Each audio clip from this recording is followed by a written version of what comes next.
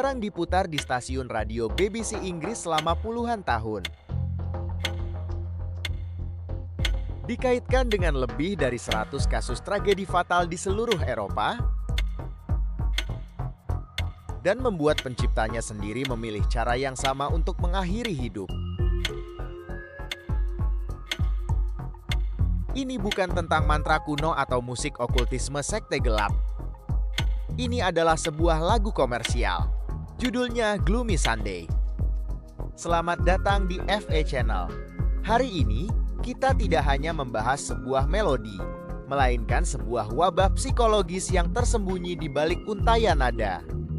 Mengapa sebuah karya seni bisa memiliki kekuatan yang begitu merusak? Dan apa yang sebenarnya terjadi saat lagu ini mengudara di tahun 1930-an? Mari kita bedah secara tajam.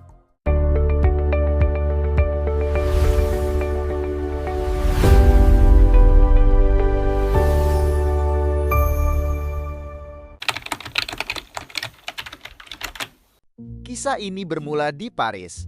Akhir tahun 1932, seorang pianis Yahudi asal Hungaria bernama Reso Seres hidup dalam kemiskinan dan depresi berat.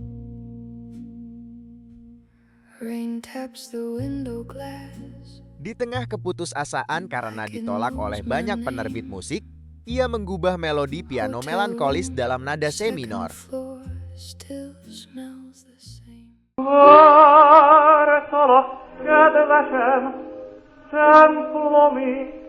Awalnya, lagu ini diberi judul V.A. Wegesnacht atau Akhir Dunia. Lirik aslinya bukanlah soal patah hati, melainkan sebuah doa keputusasaan kepada Tuhan melihat kehancuran moral manusia akibat perang dan krisis ekonomi dunia.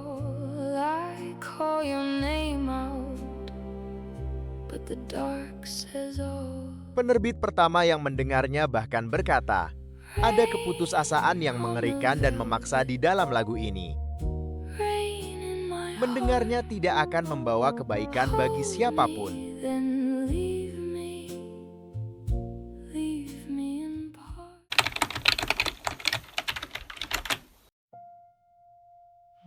Lagu ini baru meledak setelah liriknya diubah oleh seorang penyair bernama Laszlo Dvořák. Dvořák mengubahnya menjadi ratapan seorang pria yang ditinggal mati kekasihnya dan berniat menyusulnya ke alam baka.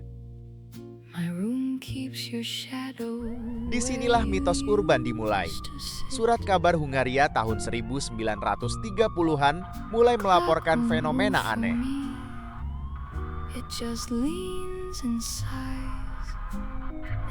Di Budapest, seorang penjual toko mengakhiri hidupnya dan meninggalkan catatan kaki yang mengutip lirik Gloomy Sunday. Di Wina, seorang gadis remaja ditemukan tewas tenggelam sambil menggenggam lembaran musik lagu ini. Di London, seorang wanita dilaporkan memutar piringan hitam lagu ini secara berulang-ulang sebelum menyerah pada takdirnya. Musik ini tiba-tiba dicap sebagai himne kematian.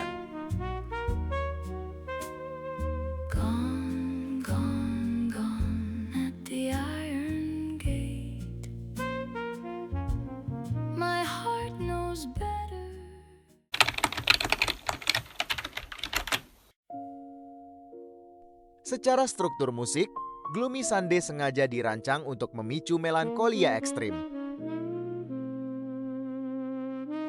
Lagu ini menggunakan progresi minor yang menurun secara konstan. Ritme pembuatannya meniru detak jantung yang melambat saat seseorang berada dalam fase depresi klinis. Liriknya bertindak sebagai subliminal message atau sugesti yang sangat kuat bagi otak yang sedang rapuh. Bait seperti Death is no dream, for in death I'm caressing you, yang berarti kematian bukanlah mimpi, karena dalam kematian aku memelukmu. Bait ini menormalisasi konsep akhir hidup sebagai sebuah kedamaian dan pelepasan yang indah.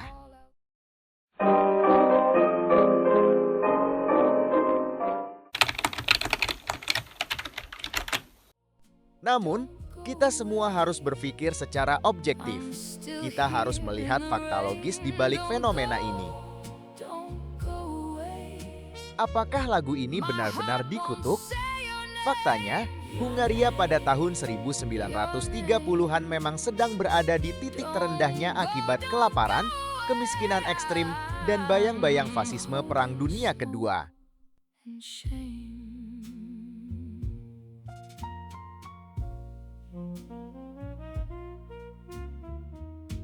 Negara ini secara historis sudah memiliki angka fatalitas psikologis tertinggi di dunia.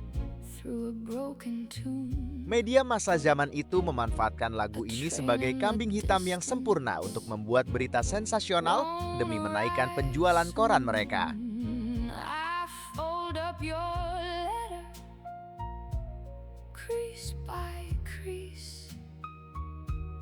Efeknya adalah psikologi massa.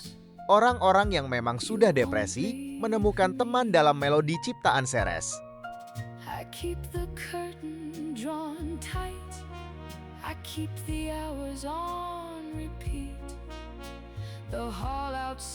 Ironisnya, sang pencipta, Reso Ceres, tidak pernah bisa lepas dari bayang-bayang lagunya sendiri.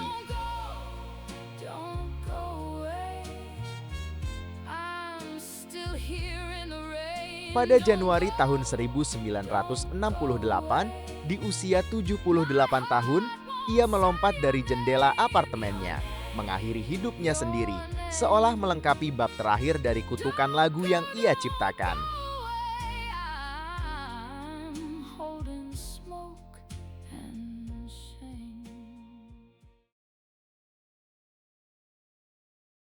Gloomy Sunday membuktikan satu hal.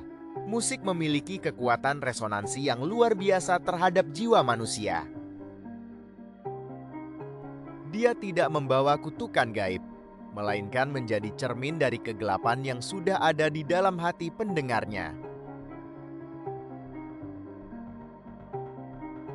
Bagaimana menurut Anda? Apakah ini murni kebetulan psikologis di era depresi ekonomi? Atau memori emosional lagu ini memang terlalu berbahaya untuk didengarkan saat sendirian? Tulis analisis Anda di kolom komentar. Jangan lupa klik like, subscribe, dan aktifkan loncengnya jika Anda menyukai bedah musik tajam seperti ini. Sampai jumpa di kisah di balik mahakarya berikutnya.